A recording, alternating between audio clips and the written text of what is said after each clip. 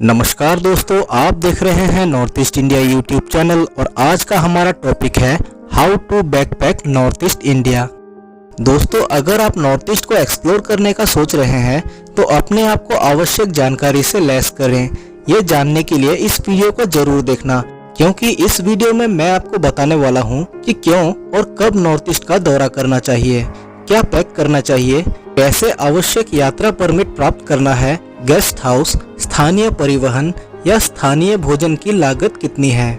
दोस्तों, ये वीडियो आप लोगों के लिए बहुत ही ज़्यादा हेल्पफुल होने वाला है, क्योंकि आज हम ऐसे ही कुछ इम्पोर्टेंट पॉइंट्स को कवर करेंगे जो आपके लिए जानना बहुत ही ज़्यादा ज़रूरी है अगर आप फ्यूचर में कभी नॉर्थ ईस्ट ट्रैवल करने का सोच रहे हो। तो वीडियो में आगे बढ़ने से पहले अगर आपने मेरा चैनल सब्सक्राइब नहीं किया तो प्लीज़ सब्सक्राइब कर लीजिए और साथ वाले बेल आइकन को भी प्रेस कर दीजिए, क्योंकि नॉर्थ ईस्ट से जुड़े इसी तरह के वीडियोस मैं आप लोगों के लिए लेकर आता रहता हूं। Point number 1, why should we visit North east India. हमें पूर्वोत्तर भारत का दौरा क्यों करना चाहिए।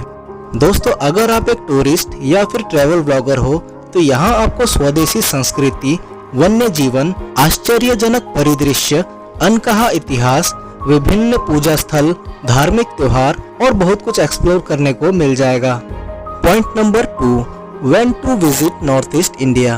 पूर्वोत्तर भारत की यात्रा कब करें। रिकमेंडेड ट्रैवल सीजन अक्टूबर और अप्रैल के सर्दियों के महीने के बीच है। हालांकि यदि आप बड़े झरने का आनंद लेना चाहते हैं तो मई से सितंबर के बीच अपनी यात्रा की योजना बनाएं। पूर्वोत्तर भारत बहुत अधिक नम वाली जगहों में से एक है।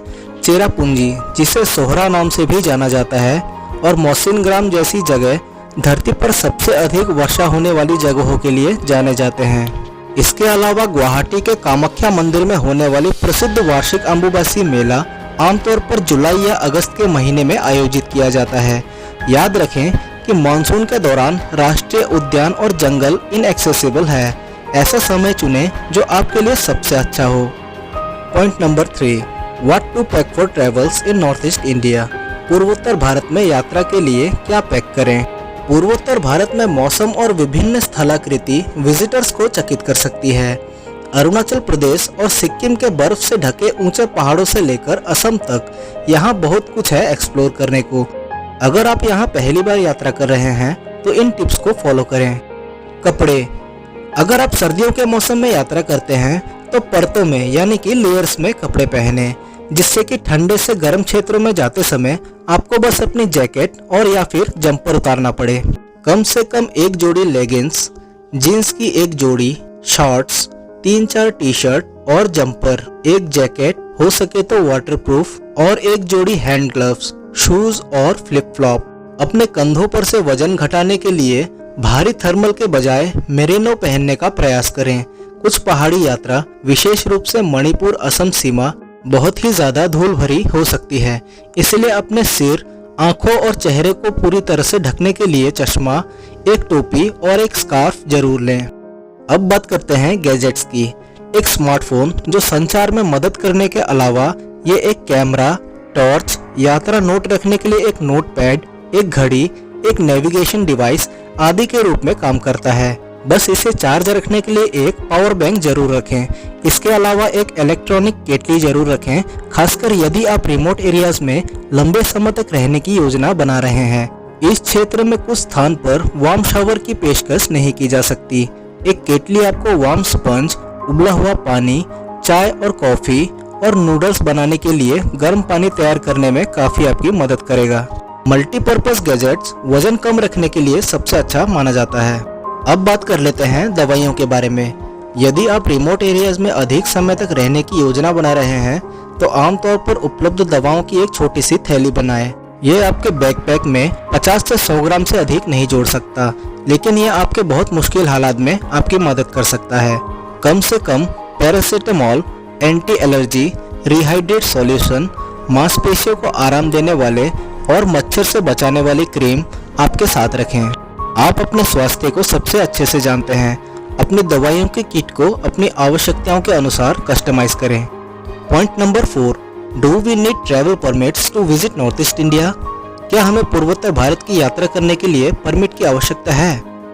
इंडियन टूरिस्ट को 8 राज्यों में से केवल 3 के लिए इनर लाइन परमिट ILP की आवश्यकता होती है। अरुणाचल प्रदेश, नागालैंड और मिजोरम। दूसरी ओर विदेशियों को केवल अरुणाचल प्रदेश और सिक्किम के लिए प्रोटेक्टेड एरिया परमिट्स पैप्स की आवश्यकता होती है। मिजोरम, मणिपुर और नागालैंड में विदेशियों के लिए कोई यात्रा परमिट अनिवार्य नहीं है। Point 5, how do we get to North east India? हम पूर्वोत्तर भारत कैसे पहुंच सकते हैं? यह क्षेत्र हवाई मार्गों और लंबी दूरी के ट्रेनों से जुड़ा हुआ है।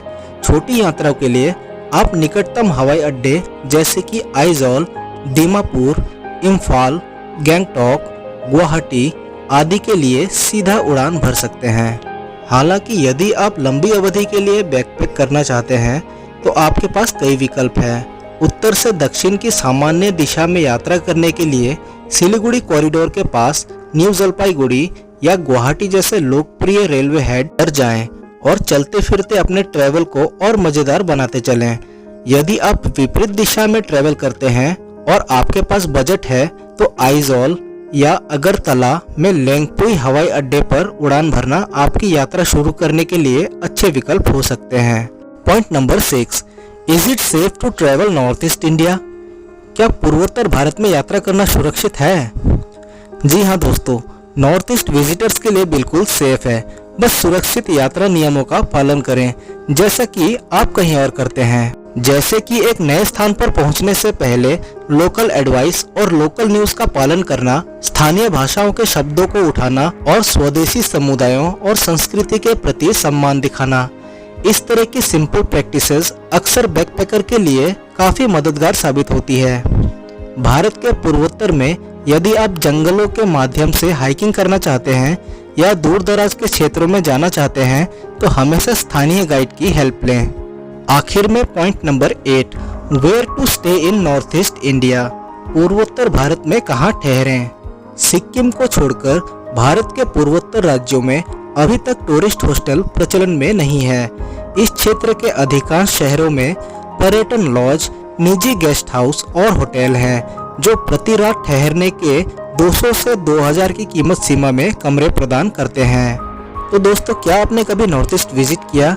और अगर किया तो आपने नाइट स्टे कहाँ किया? प्लीज कमेंट में जरूर बताइए।